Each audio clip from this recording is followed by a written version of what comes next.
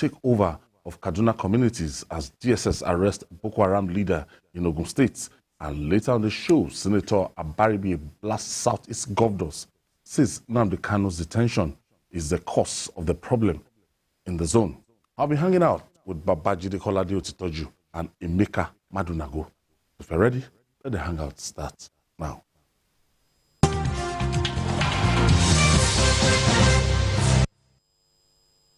Let's begin today's show. The crisis in the aviation sector, which is facing unprecedented crisis in the country. The persistent rise in the cost of aviation fuel, also known as Jet A1, has prompted stakeholders in the industry to express fears that the sector may collapse. They said there will be huge job losses if the situation is not checked, as the price of Jet A1 has risen from 300 naira in January to 1,000 naira per litre currently. Meanwhile, the cost of an economic ticket for an hour flights on domestic routes has increased by about 400% in less than 5 months, rising from... The thing is that the industry must not be allowed to die, because it's an industry that has employed a lot of people, the aviation industry. And we must be also conscious about safety.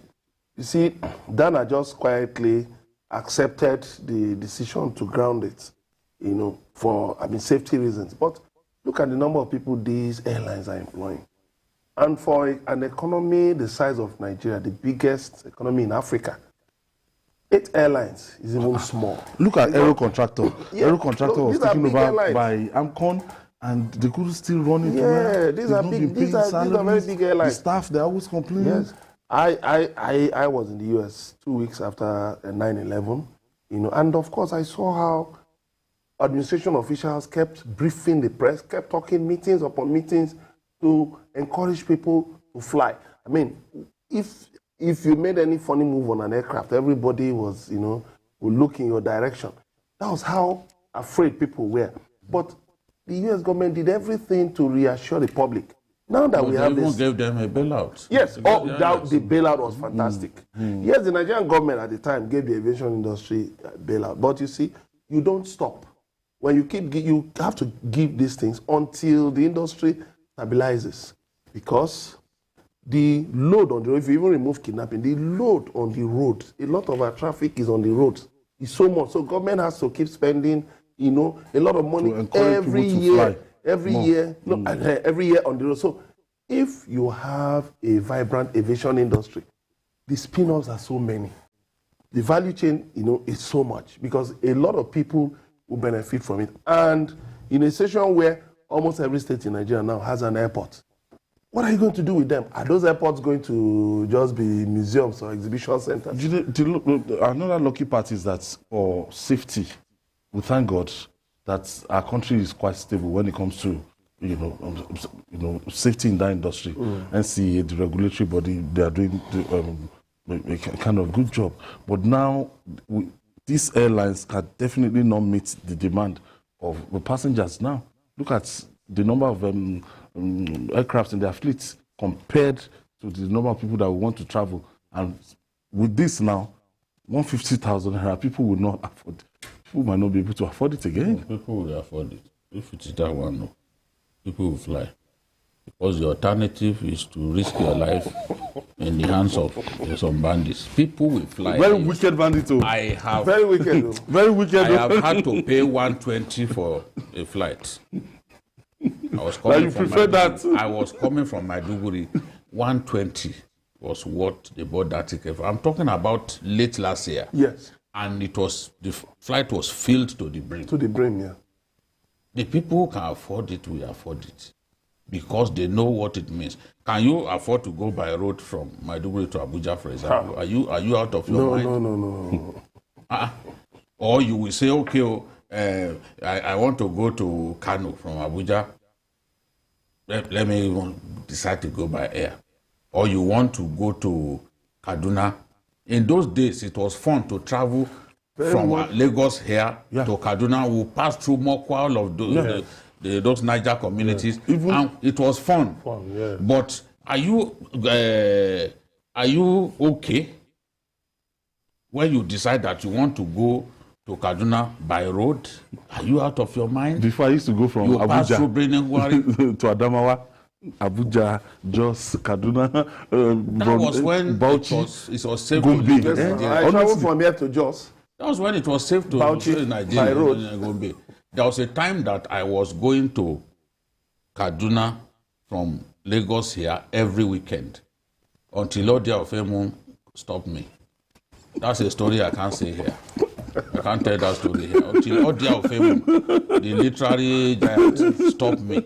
He said, "You are a fool. Stop going." God. I was standing in front of my office with my bag already preparing. To go to Kaduna. Yes, when he came, he said, "I understand this is what you do every weekend." Once I finished producing PM News as the editor, then I will stand. I will take a bike from front of our office in Ogba. That's where you have some sensation now. Yes. Straight to Otto. Oyinbo. Yeah. Down. Yes, straight to Oyinbo. From there, I will enter night bus. I'm still coming to produce the paper on a Monday morning. Country that time. But I enjoyed it. That was fun. It was fun. But I We will have to nobody bring back- see even for 2-hour journey. No, sir. People will prefer not to to go by road. Not to go by road. Yeah. All right, moving on now. The police are intensifying efforts to sanitize the system and conduct of policemen. The Nigerian police have dismissed an inspector, Richard Igeli, who was justifying extortion of people by policemen and official corruption in a viral video that trended recently. Let's hear from the Force Public Relations Officer, Olumiwa Adejobi.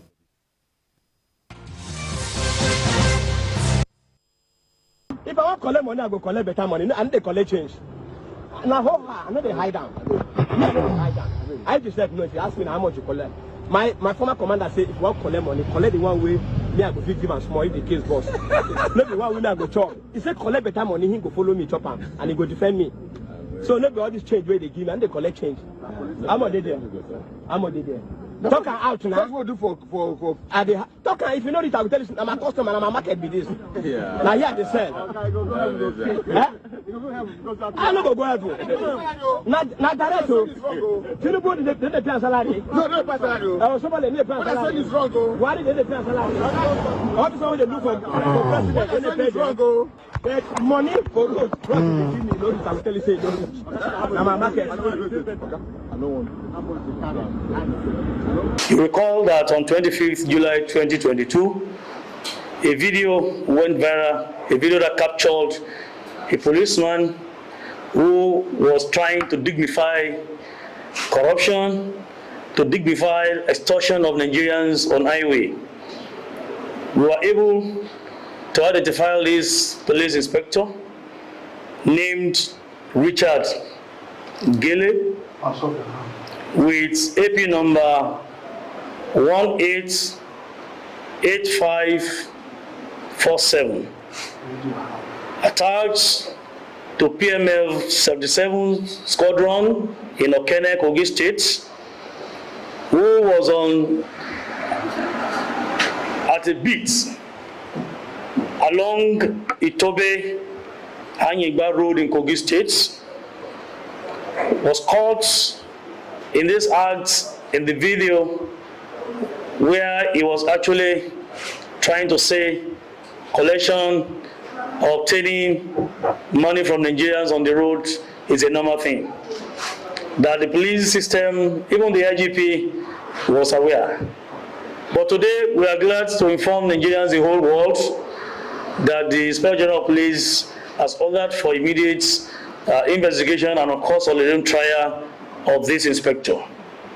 The inspector has been dismissed from the Nigerian Police Force with effect from today, 29th of July 2022. The former inspector, Richard Gele, has ceased to be a member of the Nigerian Police Force as from today. And after this, we are going to decrete him. We are going to hand over to the Commissioner of Police in Kogi State to carry on with other prosecution as the case may be. This former inspector, Mr. Richard Gele, hails from Benue State, in this country. He was enlisted to the Nigerian Police Force September 2000. This is to send a signal to recalcitrant police officers and men of the Nigerian Police Force who might want to venture into such discreditable, criminal and non-professional acts like he did. We have a system in the Nigerian Police Force, we have a system in Nigeria, and these systems work. It's for you to know that nobody from the force headquarters, not the Inspector General of Police or any senior officer, or even his own immediate head of department or commander of Mopo 77, or the Commissioner of Police in charge of Kogi State, where he was working before this incident, had knowledge of what he's doing.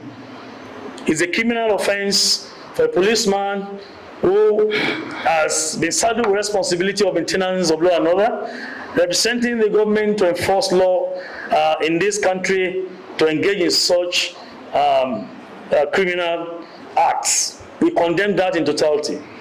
We have not sent our men to road, to any beat, to any duty, to go and extort innocent Nigerians.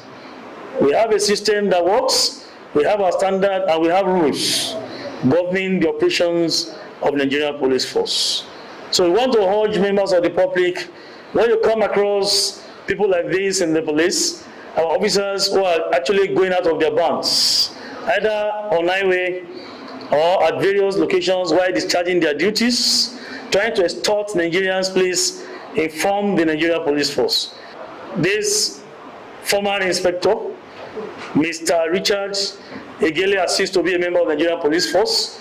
And we want members of the public to please, if you want to relay with him, don't relay with him as a member of the Nigerian Police Force. I'm not moved at all. This man is just unfortunate that he was recorded and it was recorded while saying everything he said. But from Lagos to Benin or expressway, you can count at least minimum of 45 checkpoints. Everybody, if you are passing through that road, you can be at least you can attest to these facts. And all what they do at every kilometer is they collect money. They collect money. But this one is just unfortunate, Jide. But at the same time, the best that the police can do is to show that it does not condone such irresponsible behavior. This fellow, it's a good thing that it was recorded. I'm so pleased that it was recorded because he was making it look like there's no big deal, that this is officially accepted in the so police. Audacious, yes. And he was even saying that even his own boss told him that he must collect good money, that is how he can defend him. Referring to now, his, where is that boss to superiors. defend him now? You can't make it look like it's a culture in the police. It is the bad eggs in the police that are trying to impose this as a culture. We have talked before about individuals in the police that will not take a bribe of 1 naira from you. We have mentioned names. Yes. It is a fact that it's not every Nigerian that is corrupt. Yes. Some people, when you have argument with some people on Facebook, they call you a Brian Envelope journalist, as if they've seen anybody giving you Brian Envelope. Is it even customary these days to simply give people Brian Envelope? People that can't even look at your face to face when you meet on the streets. Should stop assuming that because their own hearts are dirty, that everybody is dirty. Or journalists must be wretched. No. That every journalist is corrupt, every journalist is taking money all over the place. You are stupid to think like that. The police is not a force where everybody is corrupt. Female Adeoye, I always talk about him. You can't bribe him. You can't bribe him and you can't offer him a woman. Nuri Badu was given $50 million. About $50 million. $15 million. That he lodged dollars. Yes. Dollars, as at that time. And he didn't take it. He could have taken some of it. There are many in the police that are unsung, who will prefer to remain on one spot than to do what this aberrant policeman has done. So for such people, I know that their reward will come. If they are not rewarded by men, God will certainly reward them. And if you That stand is on the thing. streets And to collect money like this, Femihon rose to the top God in will the shame police. you. It was an AIG, even headed federal SARS. So it doesn't mean that because you are clean, because you are an ethical policeman, that you can't rise to the top. This is what we need to tell people. It's a good thing. When I saw them decaying him, I said, God bless the person who came up with the idea of decaying. I've seen videos from Southeast Asia. When a policeman misbehaves, they bring him before his colleagues. There will be something like a guard of honor. That guard of honor is his official remover from the force. So before his own colleagues, they will begin to remove his uniform. So the Nigerian police did that. Thank God for the police. Maybe the police is removing bad eggs from his ranks. How many professional groups in our country are actually removing bad eggs from their gangs? Some of them will even protect the bad eggs. That is what we have become. Emeka, we still have so many of them, and that we want the police to pay attention to. It's as if the dismissal, the listing of roadblocks and everything, roadblock is now the order of the day everywhere across the country, and all what they do is to extort money from passengers, especially commercial bus drivers. It's as if those ones, they are returning. There's even a viral voice note circulating. A trader in Lagos was talking about some policemen that they formed a habit now. If they see somebody with a phone, they will arrest the person and, claim that the person was recording them, take them before a sham mobile court, and extort them.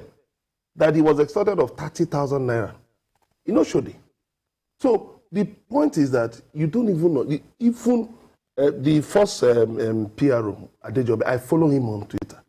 You see, he keeps talking about, even the man in Lagos, Hyundai, they keep talking about how to make the image of the police better. But they also say that a lot of their colleagues are unhappy about the things they are doing. And then I say, okay, if the police is to descend so low, do they think they can survive? If the police now becomes a gathering of crabs, a bucket of crabs, how many will survive?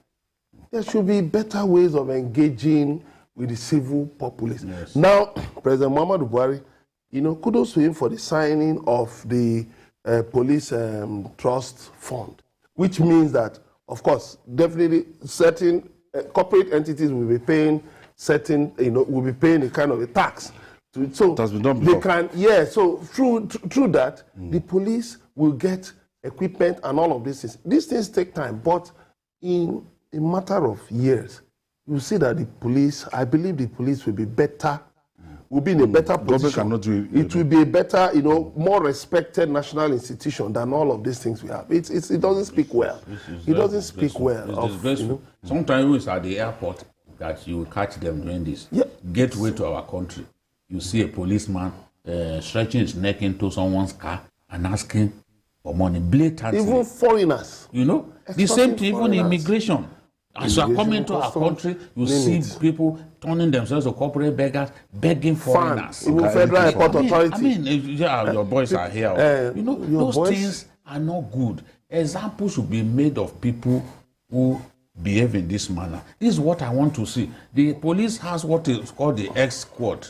The IG's special squad that was arresting people in those days. Whether you keep money in your socks, they will catch you. On your pocket. They need to do a lot more of that. Etimi and Asaiji even said at the time that policemen should not have pockets on their uniforms. No, I think in one of these African countries, they didn't put pockets in their police uniform. Then there was a time they said they should not have more than 5 naira on them. All these measures. I have 5 naira now. What are you going to do? When last did you see 5 naira? 5 naira. Let's take this break. When we come back, we'll discuss more. It's still Journalist Hangout. We'll be right back. Please stay with us.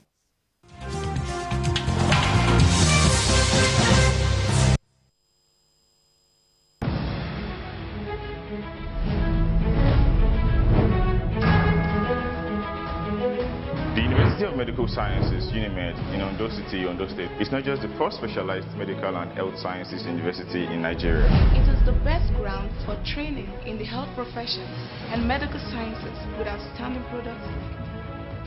I had to enroll at another institution before coming to UNIMED, and I can tell you, in terms of facility, affordable cost, uninterrupted academic calendar, University of Medical Sciences blew my mind.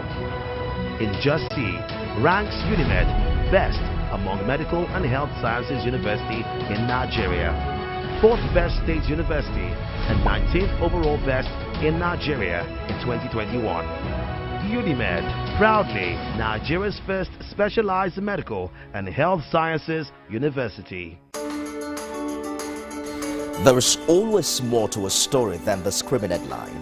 The part of a story that is not told casts a shadow. It's like the part of an object that is not reached by light. On TVC News, I'm able to explore the many angles there are to a story, talking to stakeholders, asking the difficult questions, and digging for facts.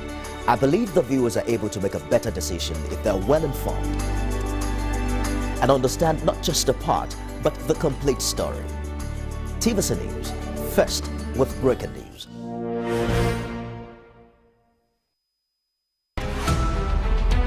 Every major news story is with many perspectives and layered with different levels of impact. Hello.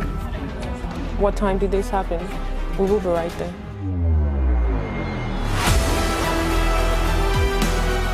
At TVC News, we follow the big and major news, gathering the facts, witnessing the outcome. I am here live at the aftermath of the approval of the new national minimum wage. We are TV station of the year, not just for breaking news, but for being first, fair and accurate. TVC News, first with breaking news.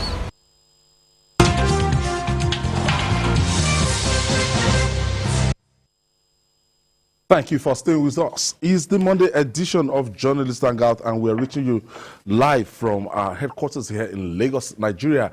We have another sad tale of wanton killings and abduction in Kaduna State, northwest Nigeria. Hundreds of villagers in Damari town of Benigwari local government area of the state have fled their homes after bandits invaded and took over the community between Thursday and Sunday. The chairman of the Benigwari Emirate Progressive Union, Ishaq Usman Kasai, says, have arrested a suspected Boko Haram leader in Abeokuta, Ogun State. He was arrested at Ijayi area of Abeokuta on Sunday after arriving from Katsina State and took up a security job to gather intelligence around for planned terrorist attack. These security guys. You just employ somebody that you think is innocent from Katsina State, all the way from Katsina State, and he was preparing ground for. Yes. Before you know it, you will have done a lot of intelligence and reconnaissance work for his people. And when they strike, they will strike with precision. This is the way they've been having an edge, because they don't joke with intelligence gathering. They do it in their own crude way, and they do it well. If they don't have information, they can't succeed. How do they know about movement of troops? To go and wait for troops and ambush troops. They rely on information. How do they know the right time to strike? So these guys have been targeting the southwest for some time. Remember when Shekau tried to spark a fire? Yes, I remember. Apapa tank farm. It was managed that time by the government of BRF. It was what happened was it was a terrorist attack. It was a woman that was given the task, but somehow the thing didn't explode. Maybe the woman didn't do the right thing, but they were denying that, oh, it was Fashola that came and denied that it was not a terrorist attack. Shekau now shot a video. I remember where he was saying that what happened in that place, I'm the one who ignited the bomb. He said in Hausa, Nene Natar, I'm the one who ignited the bomb. It didn't cause the kind of damage that it could have caused, because clearly it didn't go according to plan. You know? But for him, he was referring to Fashola as Oshomole. He didn't know the name of the governor of Lagos. He called Fashola Oshomole in that video. I still remember. He said, Nene Natar, I'm the one. So let people not think that they can't strike here. Because this was the same way that people were denying that they had entered North Central, Northwest. I still remember someone who works in Abuja who went to Twitter to abuse me when I said Shekau organized the kidnap of the Kankara schoolboys. Can the same people come out now and tell us that they were not there? They are the ones now. Even the one that Boko Haram didn't do, they are the ones who rushed to say, oh, it's Boko Haram that did this, it's Boko Haram that did that. Maybe they were denying at that time. We tell people the truth, we tell government the truth so that they can take action, so that all of us can be safe. Some people will now sit down and be calling us names. Be saying, oh, yeah, this thing, you are conflict entrepreneurs, you are this, you are that. You sit in your homes. You sleep, snore into the early hours of the day when people are gathering information. And all you can do is abuse them. But today we know that because we didn't take preemptive steps, these guys are literally everywhere. You heard what Gani Adams said. Gani Adams even mentioned where they are. He said between Osu. That's a go way. No. Is it Osu or Osu? I don't know how to pronounce that Jesha now in Atakuma. Okay. Yes, where they fry Akara. Oh, Akara Osu. Eh? Oshu. Yes. That say between Oshu and Ile-Ife, the forest between Oshu and Ile-Ife, that these guys are already there. Yes. He also said between Ibadan and the road and Ijebu, you know that old highway. They have been there yes. For long. All we need to do, I know some people will see somewhere and say, oh, Adams is lying. That is how we will be denying until they bring violence to our door. It is the Nigerian nature. We kept denying that Boko Haram was only in the northeast. Today, can we say the same thing? They've been in Niger State now for at least 3 years. I think at least I know that. Yes. Now they've moved even from Niger communities. They entered the national park, the Kainji National Park. They now have. They've stayed inside Kainji National Park. Is there now? And the security report that the police released is that from that national park, they are moving into Kwara. From Kwara, they are going to Oyo North. That's Kishi, some of those areas from where they will now begin to spread to other parts of the southwest. If we know what we are doing now, the security, because the security agencies are responsible for releasing these security reports so that it can help us. What needs to be done now? The Minister of Defense, even the Minister of Internal Affairs, all of them, they need to put heads together and see how they can secure us as a people. Instead of dismissing some of these security reports, look at what we were talking about last week, that Wase, the deputy speaker said there were 40 security reports by the DSS before the Kuje attack. 40. Yes. The same kind of people with the same mindset to deny that Shekau had entered Northwest are the same people who will say, no, these security reports, there's nothing to them, until we see the violence with our naked eyes. Emeka, there's fire on the mountain. There is. They will tell you that even in on those states, that the whole of Ondo North, that they are there. Kogi states, they are there. They have active cell. What about Ogun State? What about Ogun State?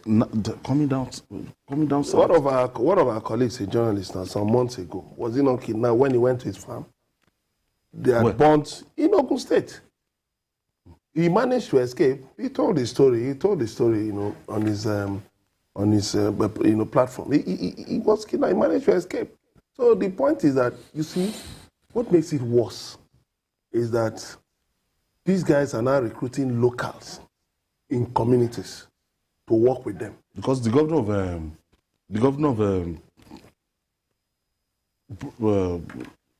Governor Samuel Yotam said it on our program yesterday that these guys, majorly foreigners, Yes. come from Yeah, different but parts. Yes, they've invaded they Nigeria. recruit locals. Now, the other thing is this. You find out that there are some of these people, who grew up in some of these areas. So they liaise with they can speak the language of the area. And they know locals, criminal elements in the local community. So when these characters come from elsewhere, they already have willing cells, sleeper cells that they can just activate. So the government needs to really break that chain, deal with people who have these tendencies, because it is not just. I commend Otumba, Gani Adams.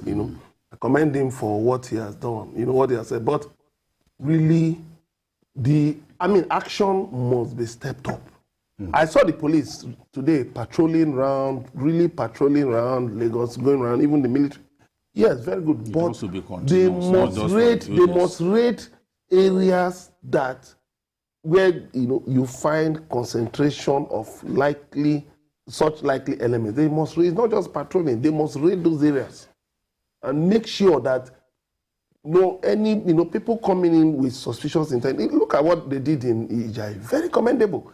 That somebody came in and immediately, definitely people must have given information to the security agencies that they were able to get that character. Okay, look at the job he went to take. Security guard, where he could mingle with everybody, move around without. So that the security agencies could make this kind of big catch shows that our security forces are not. We cannot totally dismiss them. We just hope they can do. We gather that even the Kogi State governor had to even suspend or dismiss a traditional ruler, maybe yesterday or day before yesterday, for allowing the activities of these terrorists to thrive in his domain. I think we need drastic action, because people will know once these people arrive in your domain, you are not meant to in any way harbor them. Yes, that's why we are asking for increased or greater role for traditional rulers. In fact, the internal security of states, the traditional rulers should play a big part. People that you do not know, once they step into your community, interrogate them, find out what have they come to do. Even people moving into communities. I like what Amotekun is doing on those states. They will search your vehicles. And they will search trucks that they found weapons. People came in with weapons, they start, So this way, if they are migrating to a place to cause trouble, we'll be able to stop them. But talking specifically about what happened in Kaduna, Ansaru, the first faction to break away from Boko Haram, actually had a deal with the people that they would not be killing the people. So the people left them. So the people were safe for some time. Ansaru will attack terrorist group or bandit groups trying to come and raid parts of Breeding Gwari. So it's like the bandits now went they got renewed energy. They now came to fight Ansaru, dislodge Ansaru from Breeding Gwari communities. The Ansaru people fled to Zamfara and Katsina. So the people were now left unguided, unprotected, because they had relied on the protection of these Ansaru boys for some time. So by the time the Ansarus were dislodged and they fled from Breeding Gwari, these guys now moved, kidnapped people, killed some of the people. Okay. So this is the problem in Kaduna. More and more Kaduna communities are unsafe. Even within the state capital, the Millennium City. Okay. Now bandits are running rampant. Let's quickly take this call. Tyra is calling us from Abuja. Thank you for joining us, Tyra. Good evening, my dear brother. Yes, go ahead, please.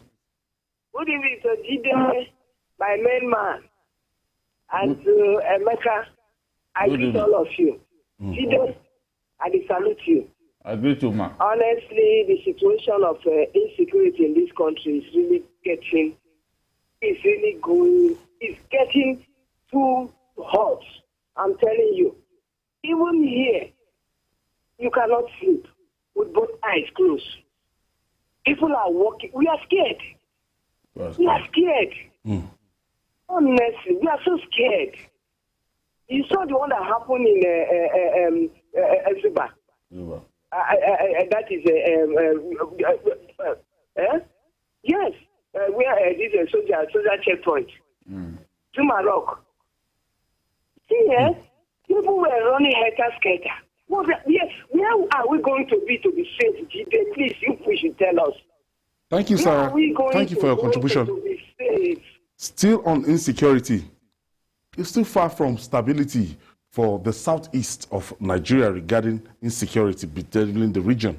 Senator Eyinaya Baribe has identified the continued detention of the leader of the proscribed indigenous people of Biafra, IPOB, Nnamdi Kanu, as the major cause of instability in the zone. Hence, the former Abia deputy governor urged the federal government to heed the clamor that is released for his release. Senator Baribe, who lamented lack of unity and coordination among Southeast governors, said the zone is like a rudderless ship without any bearing. Emeka, your intervention on this? Yeah, of course. The insecurity in the Southeast. Yes. Do you think is the continued detention of Mazi Nnamdi Kanu, or the narrative that we were told that, look, there's some criminal elements hiding under the guise of IPOB, they've used that opportunity to start unleashing violence on people? Yeah, there are different strands. One side, yes, is continued detention, yes, part of it. Then the other side, there are sundry criminal groups doing all kinds of things, you know. But the other side of it, which the last part about the zone being rudderless, for almost 3 years now, governors of the region have not held any meeting. Even when Obiano was the governor of Anambra State, they were not meeting. So why? Now, no, some were not that they were not. Some were staying away. No, the Southeast governors for some time now have not met. Why? Not up to 3 years. Does it have to do with politics? I said almost, you know. Yes, you know, the disagreement. They couldn't come together to agree on the yes. Yes, and you see even one of Obiano's aides alleged that 2 governors in the zone were behind some of the attacks. So when you have this kind of... expensive. Yeah, when you have this kind of disagreement, and then you find out that people will not have confidence in their leaders. And so the governors themselves don't seem to really care about the fact that people see that they are not united, they are not together. So definitely, all the cards must be on the table.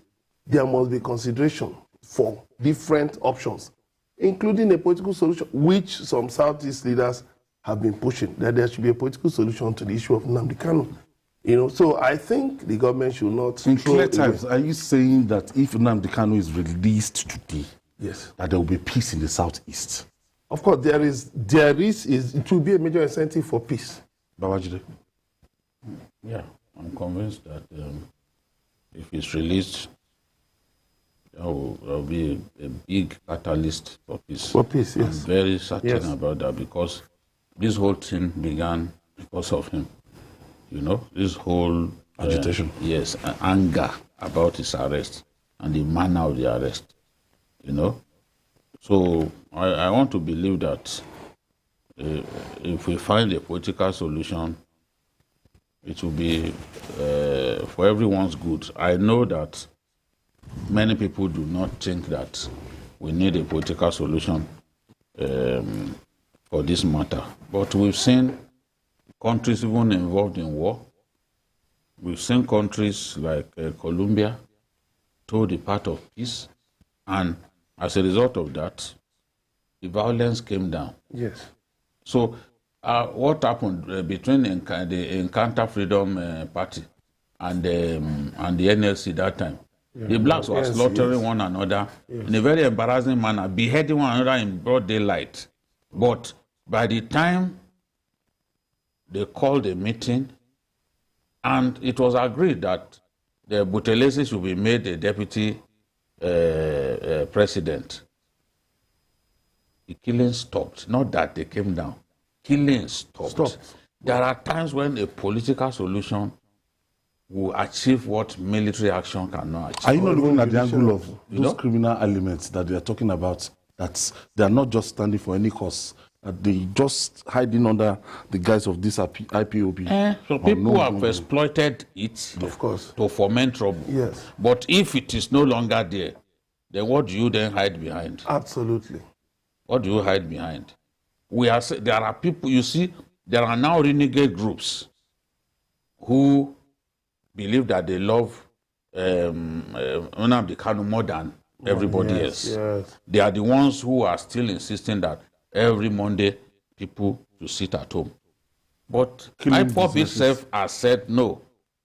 It's only on the days when you bring Nnamdi Kanu to court that people should sit at home. We saw when before the election, they reached out to the IPOB people and they said, okay, people can go and vote. Yes, in Anambra State. And it happened. So that's the indication that a political solution, and during that time, why didn't those boys, those cult boys, why didn't they go to kill people on election day? That's to tell you that if a political solution is sought and agreed upon, this nonsense that those boys are doing will stop, because that is what they are using to foment trouble. That is it. Emeka, why do you think the governors in the southeast, why do you think they've lost that kind of touch and the grassroots connection with the people?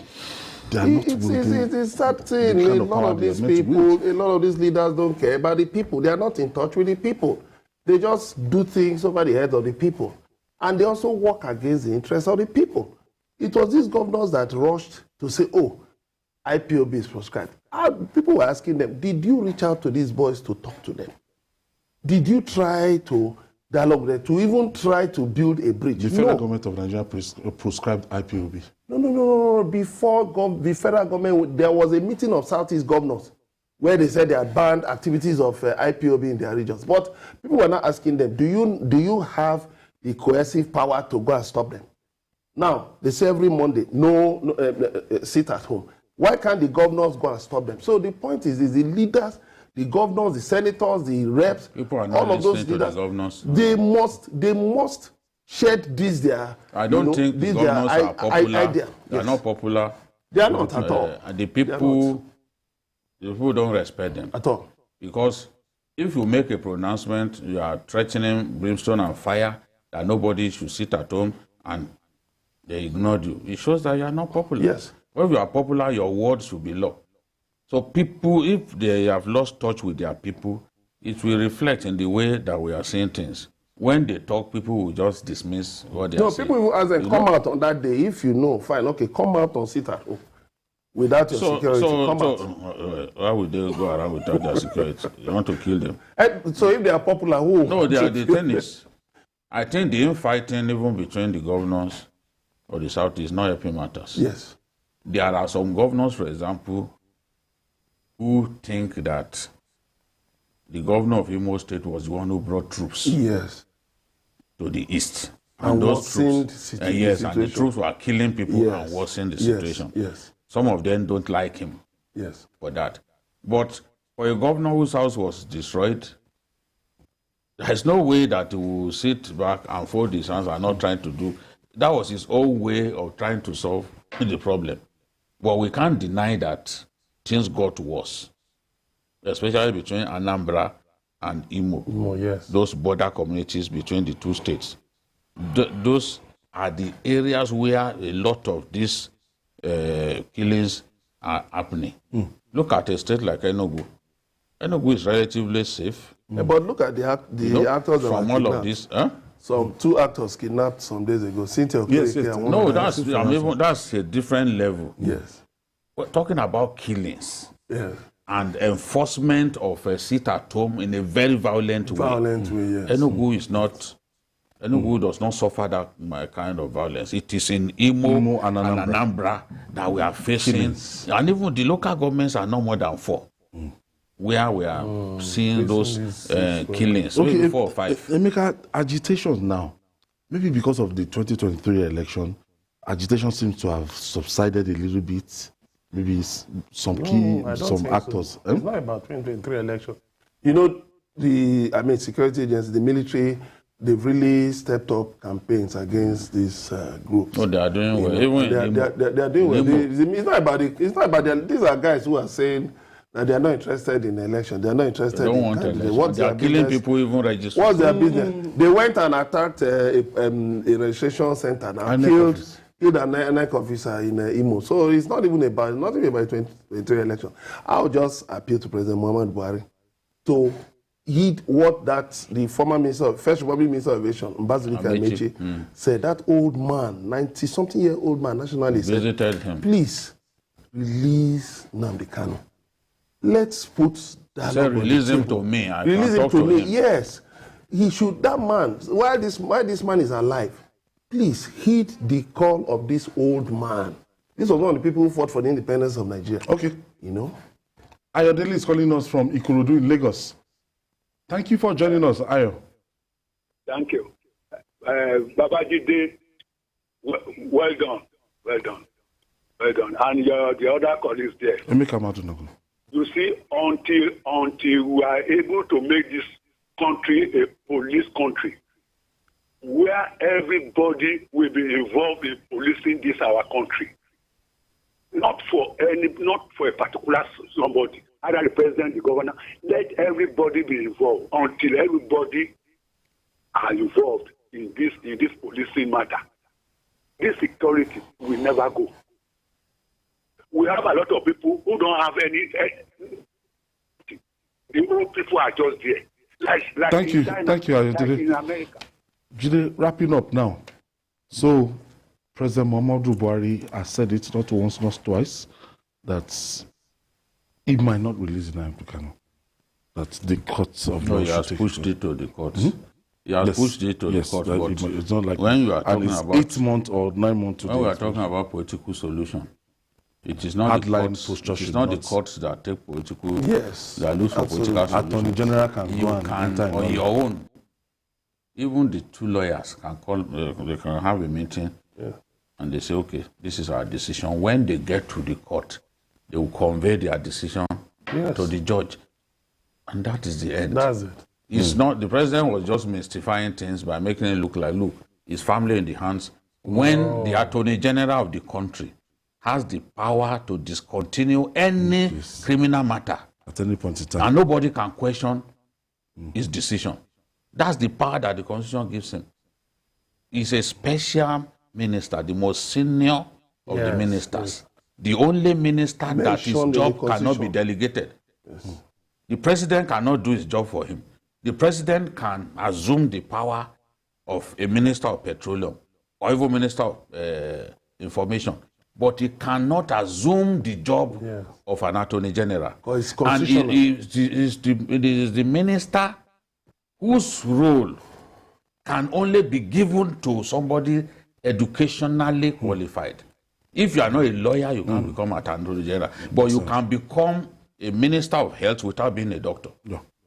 And it's happened before. Yes. We once had a pharmacist as minister of health. So anybody, this Baba Julie pharmacy was minister of health, and he is not a medical doctor. So, but for the attorney general, you must be a lawyer. So you can come today and say, I'm not doing it again. Nnamdi Kanu, you are going home from today. Nobody will question him. Nobody. Nnamdi Kanu should be free. He should be freed. All right. Emeka Madunagu, thank you. Thank you very much. We've reached out to President Muhammadu Buhari. Yes. No, the UN has even told them to free him. The UN should free him. The UN sent an indictment. Yes. Okay. Saying that the manner of his arrest, special rendition in Kenya, they should release him. Was abducted. And yes, he didn't go through an extradition trial. That's supposed to be extradition trial. That's legally accepted globally. All right, BKO, thank you. It's the beginning of a new week. We're going to do it together. And that's our offering today. Join us tomorrow for another episode of the program. You can watch the repeat broadcast tonight at 11 p.m. Join us every Sunday from 1:30 to 3:30 for Journalist Hangout on Sunday. We're on YouTube, youtube.com/TVC News Nigeria. I'm Ayodele Uzubakun. See you tomorrow, and God bless Nigeria.